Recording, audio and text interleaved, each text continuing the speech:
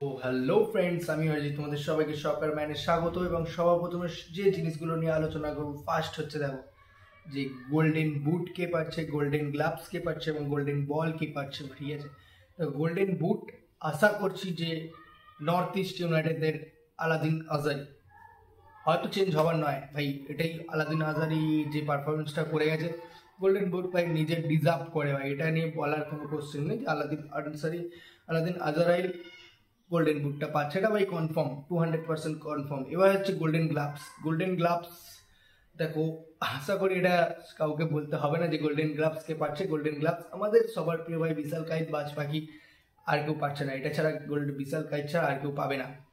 Albino Gomes ভালো খেলেছে, 100 run save করেছে অবভিয়াসলি, কিন্তু যে ক্লিন শিটটা আমাদের বিশাল কাইত দিয়ে গেছে তার উপর কোনো কথা হয় না ভাই।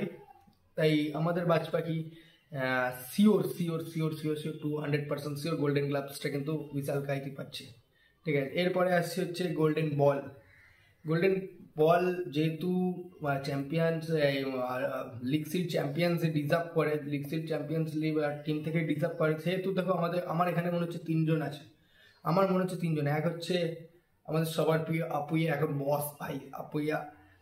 উল্টো দিকে হচ্ছে আমাদের সবার প্রিয় সুভাশিস বোস, আর একজন আমি জানি না, এটা শিওর কি না নাও হতে পারে ভাই, এখন পুরো চিলড্রেন গোল্ডেন বলটা ভাই পুরোপুরিভাবে এখন কোনো বলা যাচ্ছে না কে পেতে পারে। আমার মতে রড্রিগেজ আর আমাদের হচ্ছে আলবার্তো রড্রিগেজও ডিজার্ভ করে ভাই। এই তিনটে প্লেয়ারের মধ্যে যে কোনো একজন পাবে, কেউ একজন হচ্ছে আপুইয়া, সুভাশিস বোস এবং হচ্ছে আলবার্তো রড্রিগেজ। হ্যাঁ, এটা নিয়ে তিনটে আলোচনা করে। এবার হচ্ছে সুপার কাপ নিয়ে ভাই কোনো ইন্টারেস্ট এখন আমি দেখাচ্ছি না বা ভিডিও বানাতেও চাই না, কারণ পুরোপুরি ফোকাস এখন হচ্ছে আমাদের ফাইনাল নিয়ে। ফাইনালটা জিততে হবে, যেহেতু আদার্স টিম ফোকাস করুক না ভাই, কোনো দরকার নেই। আমাদের আদার্স টিম যারা যারা ফাইনালের বাইরে আছে তারা তারা ফোকাস করুক, তাতে কোনো আপত্তি নেই, কিন্তু আমরা এখন পুরোপুরি ফাইনালের উপর ফোকাস করলে আমাদের সব থেকে বেটার হবে এখন।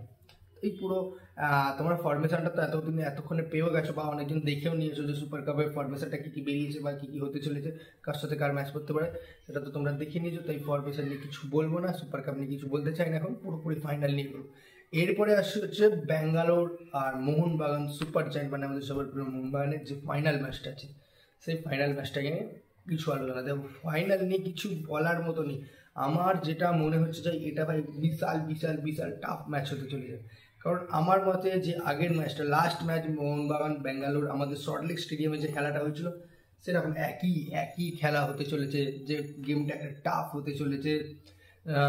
সেভাবে আগের ম্যাচটা যদি দেখো, লিস্টনের সেই অসাধারণ একটা মুভমেন্ট এবং গোল, সেইটা সেরকমই একটা জিনিস হতে চলেছে। কিন্তু দেখো আগের বারে কিন্তু ব্যাঙ্গালোর অনেকগুলো চান্স ক্রিয়েট করেছিল, গোল হতে পারতো। সুনীল ছেত্রী যদি একটু ভালোভাবে খেলতো বা মিস না করতো না, সুনীল ছেত্রী অবভিয়াসলি ভাই গোল করে দিত মোহনবাগানের বিরুদ্ধে। আর আমাদের ডিফেন্সও লাইন সেটাও জানে যে আগের বারে কী প্রবলেম হয়েছে মোহনবাগানের বিরুদ্ধে। সুনীল ছেত্রী যদি না ওরকমভাবে হেলায় বলগুলো হারাতো বা চান্সগুলো মিস করতো না, সেদিকে অন্য রেজাল্টও হতে পারতো। আর আমাদের সেই লিস্টন ভাই অসাধারণ গোল করে ম্যাচটা বার করে দিয়েছিল মোহনবাগানকে, সেটা হতে পারে। কিন্তু আগের বারে আমাদের ডিফেন্স কিন্তু সেভাবে মুভমেন্ট করেছিল, সেভাবে আটকে ছিল।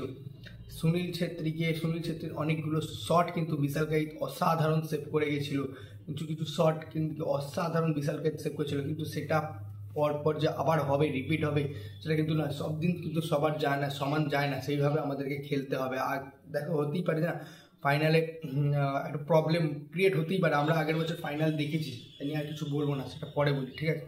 এটা নিয়ে একটু আলোচনা করার ব্যাপার আছে। এরপরে হচ্ছে ব্যাঙ্গালোর অনেক বেশি কিন্তু গোল করার ক্ষমতা রাখে, এইটাই কিন্তু পুরো আইএসএল এর অনেক টিমের সাথে ব্যাঙ্গালোরকে পুরো আলাদা করে দিয়েছে। এটা তোমরা দেখতে পাবে, কারণ ব্যাঙ্গালোর প্রথম থেকেই না চারজন ফরওয়ার্ডকে আপ করে দেয়, চলো ভাই তোমরা অ্যাটাক করতে যাও, অ্যাটাক করতে থাকো। কিন্তু এই ব্যাঙ্গালোর কিন্তু চারজন আমাদের Indian central back, right back এবং লেগ ব্যাক নিয়ে কিন্তু ম্যাচ বের করে দেওয়ার ক্ষমতা রাখে। কিন্তু সেই কারণে লেফট ব্যাক আমাদের যখন ইন্ডিয়ান লেফট ব্যাক থাকে, সেন্ট্রাল ব্যাক থাকে, রাইট ব্যাক থাকে না, তাদের উপর অতটা প্রেশার আসে না, কারণ হচ্ছে চারজন আপফ্রন্টে বিদেশি অ্যাটাকের পর অ্যাটাক করতে থাকে, অ্যাটাকের পর অ্যাটাক করতে থাকে। আমার মনে হচ্ছে তাই না, সরি, রবিবারও কিন্তু এই শনিবারও 12 তারিখে কিন্তু একই কেস হতে চলেছে, যে চারজন আপফ্রন্টকে ভাই বলবে তোমরা অ্যাটাকের পর অ্যাটাক করতে থাকো, মোহনবাগানের বিরুদ্ধে ডিফেন্সকে ভাঙার চেষ্টা করো, কারণ আমাদের ডিফেন্স ভাঙা অত সহজ জিনিস নয়। তাই কিন্তু 4 জন আপফ্রন্টে বিদেশি থাকবে, এটা আমি 100% শিওর ভাই। অ্যাটাকের পর অ্যাটাক আসবে, তাই মোহনবাগান ডিফেন্সকে ভাই বিশাল পরিমাণে লোড নিতে হবে। আশিস রায়কে যেভাবে লোড নিতে হবে, সুভাশিস বোসকে নিতে হবে, রড্রিগেজকে নিতে হবে, অ্যালবার্তো টমকেও নিতে হবে, সরি অ্যালবার্তো টম বলছি, টম ওয়াল্টারকেও নিতে হবে, ঠিক আছে, উলিয়ে যায় মাঝে মাঝে। এরপরে আসছি মোহনবাগানের অ্যাটাক। ভাই মোহনবাগানের অ্যাটাক নিয়ে আমাদের কিছু বলার কিছু নেই, ঠিক আছে। মোহনবাগানের অ্যাটাক 100% নিঃসন্দেহে আমি কোনোদিনও কোশ্চেন করতে পারবো না। হ্যাঁ, কিছু জিনিস ওদের, একটা হচ্ছে আপফ্রন্টে যদি 4 জন বিদেশি খেলে না, ডিফেন্স অবভিয়াসলি একটু উইক থাকবে, সেই জায়গা থেকে মোহনবাগানকে তার উইকনেসটা বার করে তাকে মাঠে মারতে হবে, এটা হচ্ছে আমাদের মূল লক্ষ্য হতে পারে। এরপরে আসছি যে মোহনবাগানের খেলাটা কীরকম হবে। দেখো খেলাটা আমি আশা করছি ওরাও অ্যাটাক করবে, আমাদের ডিফেন্স, আমাদের মিডিল পুরোভাবে ব্লক করতে হবে। তাই আমার যতদূর মনে হচ্ছে যে এই খেলাটা না মাঝমাঠ কেন্দ্রিক হবে, ঠিক আছে। মাঝমাঠ যে দখল নিতে পারবে না ভাই, সে রাজা। আর আমরা যদি একটা জিনিস, আমরা যদি কোনোভাবে ফার্স্ট কোয়ার্টার বা সেকেন্ড কোয়ার্টারের মধ্যে গোল তুলে নিতে পারি না, আমাদের অ্যাডভান্টেজ সেটাই হবে, আর কিছু না। আমাদের কোনো অ্যাডভান্টেজ নেই ভাই, আমি এটা সবসময় মাথায় রেখে চলবো যে আমাদের কোনো অ্যাডভান্টেজ নেই। আমাদের যে হোম ম্যাচ আমি কোনো রকমভাবে অ্যাডভান্টেজ মনে করি না ভাই, কারণ আমাদের আগের বছর তুমি যদি দেখো মোহনবাগান মুম্বাই ফাইনাল, ভাই আমাদের কিন্তু ঘরের মাঠেই হয়েছিল, আমরা কিন্তু হেরেছিলাম তাতে। এতে কিছু বলার কিছু নেই ভাই, আমি অ্যাডভান্টেজ ধরছি না এখন। যদি জিতে যাই বা ফার্স্ট কোয়ার্টার বা সেকেন্ড কোয়ার্টারের মধ্যে আমরা গোল করে দিতে পারি, ওটাই আমাদের অ্যাডভান্টেজ, এর থেকে বেশি কিছু নেই। কারণ ওদের কিন্তু ফরওয়ার্ড 4 জনই কিন্তু মুভ করবে, 4 জন বিদেশি মুভ করবে, এটা হচ্ছে সব থেকে বড় চাপের ব্যাপার। অ্যাটাকের পর অ্যাটাক আসবে, এবং যদি আমরা সেটা ব্লক করতে পারি, আমাদের মিডিল ব্লক করতে পারে না, সেটাই আমাদের অ্যাডভান্টেজ হবে, আর কিছুই না। এই জন্যই বলছি আমাদের খেলাটা বেশিরভাগ দেখবে তোমরা যে মাঠ কেন্দ্রিক কিন্তু খেলাটা হবে, এটা আমি আশা করছি। দেখো এটা পর বলা যায় না, মোহনবাগান স্ট্র্যাটেজি আলাদা হতেই পারে, না হওয়ার কিছু না ভাই। অত বড় মলিনা যখন কোচ আসে, তার সাথে তো আমি সেরকম নয় যে হচ্ছে, কিছু আমার আইডিয়া অনুযায়ী বললাম, ঠিক আছে। এরপরে আসছি যে আর একটা কোশ্চেন, যে মোহনবাগান কেন লো ডিফেন্স ভাঙতে পারছে না। দেখো লো ডিফেন্স ভাঙতে পারছে না, এটা আগের দিনে তুমি যদি দেখো মোহনবাগান কিন্তু আগে, আমি কালকেই কোশ্চেনটা দেখেছি ফেসবুকে, বলেও দিয়েছি যে কেন ভাঙতে পারছে না। ভাই দেখো আমরা ভাঙতে পারছি না, আমরা আগেও কিন্তু আমরা প্রত্যেক ম্যাচে আমাদের ডিফেন্স থেকে শুরু করে আপ ফ্রন্ট গোল করার ক্ষমতা রাখে এবং গোল করে দেখিয়েও দিয়েছি, ঠিক আছে।